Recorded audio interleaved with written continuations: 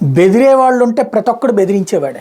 తారా చూసుకుందామంటే ఎవడు ఏం పీకలేడు. అదే ఇప్పుడు తాజాగా హైదరాబాద్లో ఇద్దరు లేడీస్, వాళ్ళకి హ్యాట్స్ ఆఫ్ చెప్పాలా, తల్లి కూతుళ్ళు ఇద్దరు దుండగులు ఇంట్లోకి చొరబడ్డారు. తపంచ నాటు తుపాకీ కత్తి చూపించి తల్లి కూతుళ్ళను బెదిరించి దోపిడీకి ప్రయత్నించారు. కానీ తల్లి కూతురు అప్రమత్తమై దుండగులను ధైర్యంగా ఎదుర్కొన్నారు. ఒకళ్ళని గదిలో బంధించారు, మరొకరిని కూడా పట్టుకునేందుకు ప్రయత్నిస్తే పరారయ్యాడు. ఈ ఘటనంతా సీసీ కెమెరాలో రికార్డ్ అయింది. హైదరాబాద్లోని బేగంపేట పైగా కాలనీలో ఈ సంఘటన జోరు చేసుకుంది. అక్కడ నవరత్న జైన్, అమిత్ మహోత్ భార్యాభర్తలు, వాళ్ళకు ఒక మైనర్ కుమార్తె ఉంది. గురువారం మధ్యాహ్నం 1 గంట సమయంలో నవరత్న ఇంట్లో లేని సమయంలో ఇద్దరు దుండగులు ఆ ఇంట్లోకి చొరబడ్డారు. ముఖాలు కనిపించకుండా ఒకడు మాస్క్, మరొకడు హెల్మెట్ పెట్టుకున్నారు.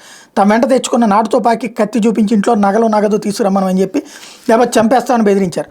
అమిత అరుపులతో ఇంట్లోనే ఉన్న మైనర్ కుమార్తె ధైర్యంగా ముందుకు వచ్చింది. తల్లి కూతురు కలిసి దుండగులతో పెనుగులాడారు. ఈ క్రమంలో వాళ్ళ నుంచి నాటు తుపాకీని లాగేసుకుంది అమిత. అప్పటికే తల్లి కూతురు కలిసి ఒకళ్ళని లోపల బంధించారు, మరొకరు పారిపోతుండగా వెంటబడి పట్టుకునేందుకు ప్రయత్నించారు. కానీ ఆ వ్యక్తిని వాళ్ళని నెట్టేసి పరారయ్యాడు.